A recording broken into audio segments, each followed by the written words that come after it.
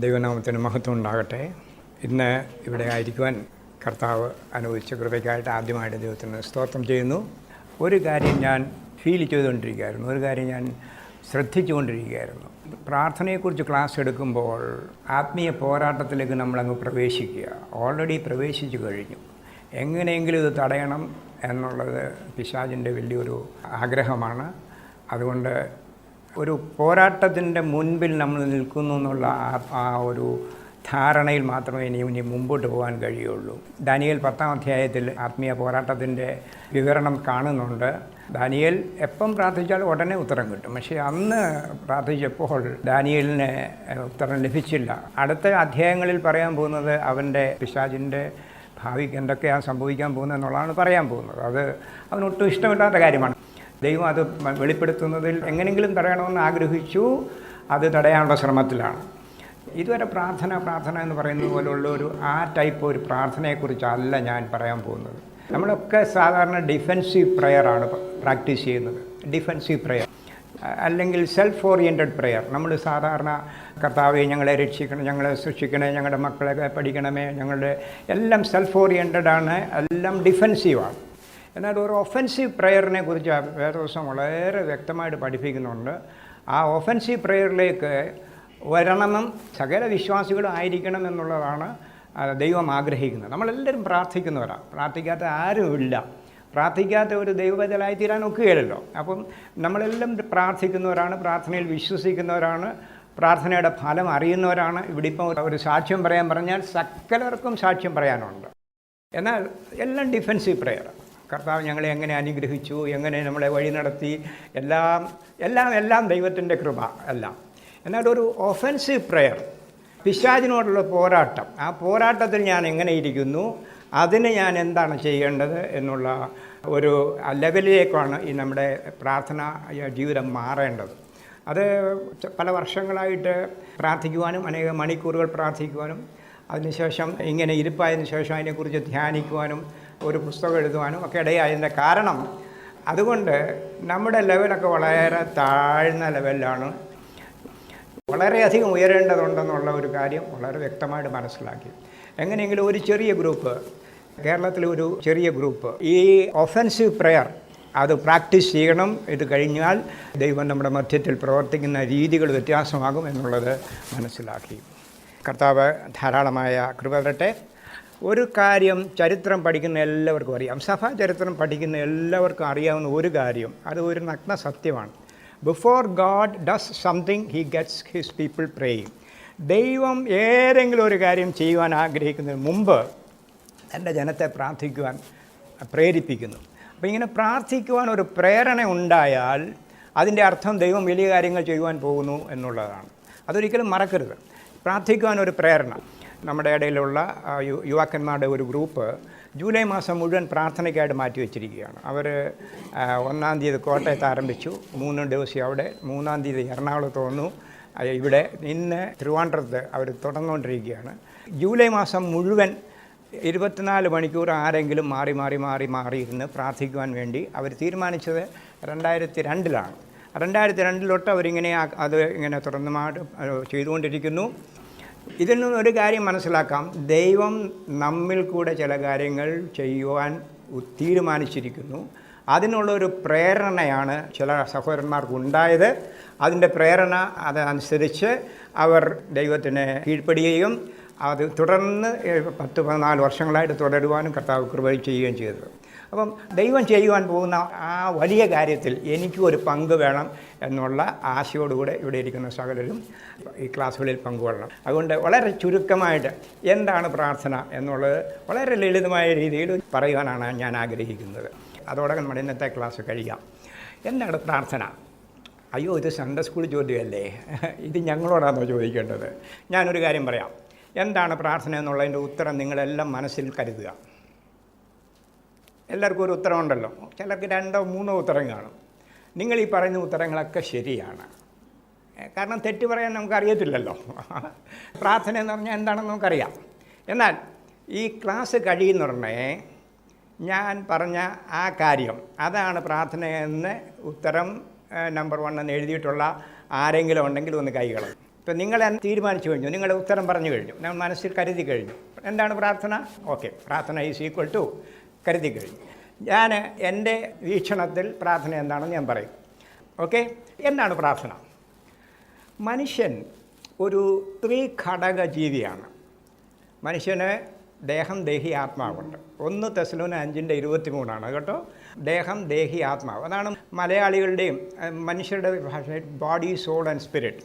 എന്നാൽ വചനത്തിൻ്റെ അടിസ്ഥാനത്തിൽ അത് തിരിച്ചാണ്. നിങ്ങളുടെ ആത്മാവും പ്രാണനും ദേഹവും. മനുഷ്യൻ നമ്മളൊക്കെ പറയുന്നത് ദേഹം, ദേഹി, ആത്മാവും. അപ്പം ബൈബിൾ പറയുന്നു നിങ്ങളുടെ ആത്മാവും പ്രാണനും ദേഹവും. എനിക്കൊരു ശരീരമുള്ളത് കൊണ്ട് എനിക്ക് ഇരിക്കാൻ കഴിയുന്നതിൻ്റെ കാരണം എനിക്ക് ശരീരമുള്ളതുകൊണ്ട് I relate myself to the physical world with my body. എൻ്റെ ശരീരം കൊണ്ടാണ് ഞാൻ ഈ ഫിസിക്കൽ വേൾഡുമായിട്ട് ബന്ധപ്പെടുന്നത്. എനിക്ക് ഈ ശരീരമില്ലെങ്കിൽ ഞാനുണ്ടാകും, പക്ഷേ എനിക്ക് ഈ ശരീരമില്ലെങ്കിൽ എനിക്ക് ഇരിക്കാൻ കഴിയുകയില്ല. ഈ ഫിസിക്കൽ വേൾഡുമായിട്ട് ബന്ധമില്ല. മനുഷ്യൻ ത്രിഘടകം മാത്രമല്ല, ദൈവം മനുഷ്യനെ സൃഷ്ടിച്ചിരിക്കുന്നത് ആശ്രിത ജീവികളായിട്ടാണ്. Dependent beings. We are all dependent beings. എൻ്റെ ഈ ശരീരത്തെ നിലനിർത്താൻ ഞാൻ എന്ത് ചെയ്യണം? ശ്വസിക്കണം. കാറ്റിനെ ആശ്രയിക്കാതെ നമുക്ക് ജീവിക്കാൻ കഴിയില്ല. ചിലരൊക്കെ പറയും ഞാൻ ആരെ ആശ്രയിച്ചല്ല ജീവിക്കുന്നത് എന്നൊക്കെ പറയുന്നത് കേൾക്കാം. അത്രയും മണ്ടത്തരം ലോകത്തിൽ അതിൻ്റെ അപ്പുറത്തൊരു മണ്ടത്തരം പറയാനില്ല. കാറ്റിനെ ആശ്രയിക്കാതെ നമ്മുടെ ശരീരത്തെ നിലനിർത്താൻ കഴിയുകയില്ല. വെള്ളം, ആഹാരം, കാറ്റ്, വെള്ളം, ആഹാരം, ഈ ഘടകങ്ങളെ ആശ്രയിക്കാതെ നമ്മുടെ ശരീരത്തിൻ്റെ നിലനിൽപ്പ് സാധിക്കില്ല. അങ്ങനെയാണല്ലോ. ആർക്കെങ്കിലും വിശ്വസിക്കാതെ ജീവിക്കാമോ? ഒന്ന് കാണിച്ചേ. It is impossible. ഓക്കെ, മനുഷ്യന് ശരീരം മാത്രമല്ല, മനുഷ്യൻ എന്തുകൊണ്ട്? പ്രാണൻ, സോൾ എന്നാണ് അത് ഇംഗ്ലീഷ് വാക്ക്. അതിന് പ്രാണൻ എന്ന് പറയാം, അതിന് ജീവൻ എന്ന് പറയാം, അതിന് ദേഹി എന്ന് പറയാം. 3 മലയാളം വാക്കുകളാണ്. ഇത് വലിയ മലയാളം ബൈബിളിൻ്റെ അത് കൺഫ്യൂസ് ആയിരിക്കുകയാണ്. മലയാളി വിശ്വാസികളെ ഞാൻ കുറ്റം പറയത്തില്ല. കാരണം മലയാളം ബൈബിളിനകത്ത് ചിലയിടത്ത് ജീവനെന്നും ചിലയിടത്ത് പ്രാണനെന്നും ചിലയിടത്ത് ജീവനെന്നും ഈ 3 വാക്കുകൾ അങ്ങോട്ടും ഇങ്ങോട്ടും കുഴച്ചെഴുതിയിരിക്കുക. ചിലയിടത്ത് ആത്മാവെന്നും തർജ്ജമ ചെയ്തിട്ടുണ്ട്. അപ്പോൾ ഈ ദേഹിക്ക് പ്രധാനമായിട്ട്, ദേഹി എന്ന് പറഞ്ഞാൽ പ്രാണൻ, ദേഹി, ജീവൻ, ഇത് 3ഉം സോൾ എന്നുള്ള വാക്കിൻ്റെ പരിഭാഷയാണ്. അപ്പോൾ ഈ ദേഹിയുടെ കണ്ണാണ് മനസ്സ്. അല്ലേ? മനുഷ്യന് 3 സെറ്റ് കണ്ണുകളുണ്ട്. 3 സെറ്റ് കണ്ണുകൾ. ഒന്ന് ഫിസിക്കൽ ഐസ്, നമുക്കെല്ലാവർക്കും കണ്ണുണ്ടല്ലോ. പിന്നെ രണ്ടാമത് ദേഹിയുടെ കണ്ണാണ് മനസ്സ്. 2 കൊരിന്ത്യർ 4:4 എന്ത് പറയുന്നു? പിശാച് അവിശ്വാസികളുടെ മനസ്സ് കുരുടാക്കിയിരിക്കുന്നു. അപ്പോൾ ഈ മനസ്സ് കണ്ണാണ്. ഇതിൻ്റെ കണ്ണാണ്? ദേഹിയുടെ കണ്ണാണ് മനസ്സ്. പിന്നെ ആത്മാവിനൊരു കണ്ണുണ്ട്. അതാണ് ഹൃദയം. അതാണ് എഫെസ്യ ലേഖനം 1:19 പറയുന്നത്, ഹൃദയ കണ്ണുകൾ പ്രകാശിക്കണം. 2 പത്രോസ് 1 വായിക്കുന്നു, ഇവയില്ലാത്തവൻ, വിശ്വാസം മാത്രമുള്ളവനെ കുറിച്ച് പറഞ്ഞിട്ട് പറയുന്നു, ഇവയില്ലാത്തവനോ കുരുടൻ. ഇത് ആരോടാ പറയുന്നത്? ഞങ്ങൾക്ക് ലഭിച്ച അതേ വിശ്വാസം ലഭിച്ച അവരോടാണ് പത്രോസ് പറയുന്നത്. വിശ്വാസം മാത്രമുള്ള ആൾ കുരുട്. അപ്പോൾ 3 സെറ്റ് കണ്ണുകൾ. ഫിസിക്കൽ ഐസ്, മെൻ്റൽ ഐസ് എന്ന് പറഞ്ഞാൽ മനസ്സിൻ്റെ, ദേഹിയുടെ കണ്ണ് മനസ്സ്, ആത്മാവിൻ്റെ കണ്ണ് ഹൃദയം. ഓക്കെ, അപ്പം ഈ ശരീരത്തെ നിലനിർത്താൻ നമ്മൾ ബാഹ്യമായിട്ടുള്ള കാര്യങ്ങളെ ആശ്രയിക്കുന്നു. ഈ ദേഹിയെ നിലനിർത്താൻ നമ്മുടെ മനസ്സിനെ നിലനിർത്താൻ, മനസ്സിനെ സാന്ത്വപ്പെടുത്താൻ, വളർത്താൻ, മനസ്സിനെ നിലനിർത്താൻ നമ്മൾ സഹജീവികളെ ആശ്രയിക്കുന്നു. എൻ്റെ അമ്മച്ചി എനിക്ക് കൊച്ചിലെ പാലുകുട്ടി എന്നെ വളർത്തി. എന്നോട് വലിയ ഇഷ്ടമായിരുന്നു. ഇപ്പോഴും അമ്മച്ചി എന്നോട് പറയും, മോനെ നിന്നെ എങ്ങനെ വളർത്തിയെന്നറിയാമോ? വലിയ ഇഷ്ടമായിരുന്നു. 2 വീട്ടിലെ മൂത്ത കൊച്ചുമോൻ ആകാനുള്ള ഭാഗ്യം. മോനെ നിന്നെ എങ്ങനെ വളർത്തി? ഇങ്ങനെ. അമ്മച്ചി എന്നോട് ഒറ്റ വാക്ക് മിണ്ടിയില്ല എന്ന് കരുതുക. പാലുകുട്ടി, നല്ല എണ്ണയൊക്കെ തേച്ച് കുളിപ്പിച്ചു, എല്ലാം ചെയ്തു, ഒരക്ഷരം പോലും എന്നോട് മിണ്ടിയില്ല എന്ന് വിചാരിക്കുക. 3 വയസ്സ് കഴിയുമ്പോൾ ഞാൻ ഏത് ഭാഷ സംസാരിക്കും? ഞാൻ കുരങ്ങിൻ്റെ ഭാഷ സംസാരിക്കില്ല. ഞാൻ സംസാരിക്കും. പക്ഷേ എൻ്റെ അമ്മച്ചി എനിക്ക് പാലുകുട്ടി എൻ്റെ ശരീരത്തെ പോഷിപ്പിച്ച മാത്രമല്ല, എൻ്റെ മനസ്സിനെ പോഷിപ്പിച്ചു. എന്നോട് സംസാരിച്ചു. ഞാൻ മലയാളം സംസാരിക്കുന്നതിൻ്റെ കാരണം എൻ്റെ അമ്മച്ചി എന്നോട് അത് ആ ഭാഷ പറഞ്ഞതുകൊണ്ടാണ്. പിന്നെ ഞാൻ KG ക്ലാസ്സിൽ പോയി. അന്ന് KG ഇല്ലായിരുന്നു. 5ാം ക്ലാസ് വരെ ഞാൻ വീട്ടിലിരുന്നാണ് പഠിച്ചത്. അത് പോട്ടെ. അന്ന് KG ക്ലാസ്സിൽ പോയി. ഞങ്ങളുടെ സഹപാഠികൾ നമ്മെ പഠിപ്പിക്കുന്നു, നമ്മുടെ സാറുമാർ നമ്മെ പഠിപ്പിക്കുന്നു, നമ്മുടെ സൊസൈറ്റി നമ്മെ പഠിപ്പിക്കുന്നു, നമ്മുടെ കൂട്ടുകാർ നമ്മെ പഠിപ്പിക്കുന്നു. ഈ മനസ്സിനെ ഉദ്ദീപിപ്പിക്കാൻ ഒരിക്കൽ പോലും പള്ളിക്കൂടത്തിൽ പോയിട്ടില്ലാത്ത ഒരാളുണ്ട്, ഊഹിച്ചു നോക്കിയേ. ഒരിക്കൽ പോലും ഒരുത്തരുടെയും ശിഷ്യനാകാനുള്ള ഭാഗ്യം ലഭിക്കാത്ത ഒരാളുടെ ജീവിതം ഒന്ന് ഊഹിച്ചു നോക്കിയേ. നമ്മുടെ മനസ്സിനെ സന്തോഷമായി നിർത്താൻ, അതിനെ വളർത്താൻ നാം നമ്മുടെ സഹജീവികളെ ആശ്രയിക്കുന്നു. ഇതില്ലാതെ നമുക്കൊരു ജീവിതമില്ല. ഇതില്ലാത്ത ജീവിതം വളരെ പരാജയമായ ഒരു ജീവിതമായിരിക്കും. വളരെ just imagine you are totally independent and there is nobody to talk to. ഒരധ്യാപകൻ്റെ കീഴിലും പഠിച്ചിട്ടില്ല. എങ്ങനെയിരിക്കും നിങ്ങളുടെ ജീവിതം? ഓക്കെ. അപ്പോൾ മനസ്സിനെ ഉദ്ദീപിപ്പിക്കാൻ, മനസ്സിനെ നിലനിർത്താൻ, മനസ്സിനെ സന്തോഷിപ്പിക്കുവാൻ നമ്മൾ സമസൃഷ്ടങ്ങളെ ആശ്രയിക്കുന്നു. ശരി ആണല്ലോ. പിന്നെ ഈ നമ്മൾ കഴിക്കുന്ന ഓരോ നെൽമണി ഉണ്ടല്ലോ, ഓരോ നെൽമണി, ഓരോ ഗോതമ്പ് മണി, അതിൻ്റെ അകത്തൊക്കെ ജീവനുണ്ട്, അല്ലയോ? ഈ പയറൊന്ന് കുഴിച്ചിട്ടുണ്ട്, വെള്ളത്തിയിട്ട് 2 ദിവസം കഴിഞ്ഞ് എടുത്ത് നോക്കിയാൽ മുളക് വരുന്നു. നമ്മൾ കഴിക്കുന്ന ഈ ആഹാരം നമ്മുടെ ഈ ശരീരത്തെ നിലനിർത്താൻ നമ്മളെക്കാട്ടിൽ താഴ്മ ജീവനെ നമ്മൾ ആശ്രയിക്കുന്നു. നമ്മുടെ മനസ്സിനെ നിർത്താൻ നമ്മുടെ സമസൃഷ്ടങ്ങളെ നമ്മൾ ആശ്രയിക്കുന്നു. എന്നാൽ നമ്മുടെ ആത്മാവിനെ നിലനിർത്തുവാൻ ദൈവത്തിൽ തന്നെ ആശ്രയിക്കുവാൻ അനുവദിച്ചിരിക്കുകയാണ്. പ്രാർത്ഥന ആത്മാവിൻ്റെ ശ്വാസോച്ഛ്വാസമാണ്. ഞാൻ എങ്ങനെ അവിടെ വന്നെന്ന് മനസ്സിലായല്ലോ. പ്രാർത്ഥന ആത്മാവിൻ്റെ ശ്വാസോച്ഛ്വാസമാണ്. ദൈവത്തിൽ ആശ്രയിക്കാതെ ജീവിക്കാൻ കഴിയില്ല. എൻ്റെ ആത്മാവിനെ നിലനിർത്തുവാൻ ദൈവത്തിൽ തന്നെ ആശ്രയിക്കുവാൻ, സ്വയംഭൂവായ അവനിൽ തന്നെ ആശ്രയിക്കുവാൻ അവൻ അനുവദിച്ചിരിക്കുകയാണ്. എന്തൊരു ഭാഗ്യം! നമ്മുടെ ശരീരത്തെ നിലനിർത്താൻ നമ്മളെക്കാട്ടി താഴ്ന്ന ജീവൻകൾ, നമ്മുടെ മനസ്സിനെ നിലനിർത്താൻ നമ്മുടെ സമസൃഷ്ടങ്ങൾ, നമ്മുടെ ആത്മാവിനെ നിലനിർത്താൻ ആത്മാവായ ദൈവത്തിൽ തന്നെ ആശ്രയിക്കുവാൻ അവൻ അനുവദിച്ചിരിക്കുന്നു. അതെന്തൊരു ഭാഗ്യം, എന്തൊരു ഭാഗ്യം! പ്രാർത്ഥിക്കാത്തവന് ആത്മീയ ജീവനില്ല. നമ്മൾ വളരെ പ്രാർത്ഥിക്കുന്നവരല്ലേ? അല്ല. വിശ്വസിച്ചാൽ രക്ഷിക്കപ്പെടും. അങ്ങനെയല്ലേ പൗലോസ് പറഞ്ഞത്? കർത്താവായ യേശു ക്രിസ്തുവിൽ വിശ്വസിക്കുക, എന്നാൽ നീ നിൻ്റെ കുടുംബവും രക്ഷിക്കപ്പെടും. നേരാണോ? അങ്ങനെയാണ് പിശാചുക്കളും വിശ്വസിച്ച് വിറയ്ക്കുന്നു. അത്രയും വിശ്വാസമുള്ള ആരെങ്കിലും ഉണ്ടോ? എനിക്ക് വിശ്വാസം അത്രയും വിറച്ചിട്ടൊന്നുമില്ല. ഞാൻ ഉണ്ടോ? വിശ്വാസം ജീവൻ പ്രാപിക്കുന്നത് പ്രാർത്ഥനയിൽ കൂടെയാണ്. വിശ്വാസം ജീവൻ പ്രാപിക്കുന്നത് പ്രാർത്ഥനയിൽ കൂടെയാണ്. നിങ്ങൾക്ക് എത്ര വിശ്വാസമാണെന്ന് ഇപ്പം ഞാൻ നിങ്ങളോട് പറയാം. നിങ്ങൾ എന്നോട് പറഞ്ഞാൽ മതി എത്ര നേരം പ്രാർത്ഥിക്കുന്നു. അല്ലേ? നമുക്കൊക്കെ രക്ഷിക്കപ്പെടാനുള്ള വിശ്വാസമാണെന്നറിയാം. ഞാൻ ഇൻ്റർനെറ്റിൽ ഒരു വോളണ്ടിയറാണ്. 36,000 seekers have come to me, campus ക്രൂസൈഡിൻ്റെ ഗ്ലോബൽ മീഡിയ ഔട്ട്റീച്ചിൽ. അപ്പോൾ അവർ പറയും, it takes only 20 seconds for you to become a child of God. എത്ര നേരം വേണം? രക്ഷിക്കപ്പെടാൻ എത്ര നേരം വേണം? കർത്താവേ, ഞാൻ പാപിയാണ്, എന്നോട് കരുണ കാണിക്കണമെന്ന് പ്രാർത്ഥിക്കുക എത്ര നേരം വേണം? അത് പ്രാർത്ഥന മനഃപൂർവ്വമായ ഒരു പ്രാർത്ഥനയാണെങ്കിൽ അത് കർത്താവ് സ്വീകരിച്ചു. അതിന് 20 seconds വേണോ? രക്ഷിക്കപ്പെടാനുള്ള വിശ്വാസം നമുക്കൊക്കെ ഉണ്ടെന്ന് നമുക്കറിയാം.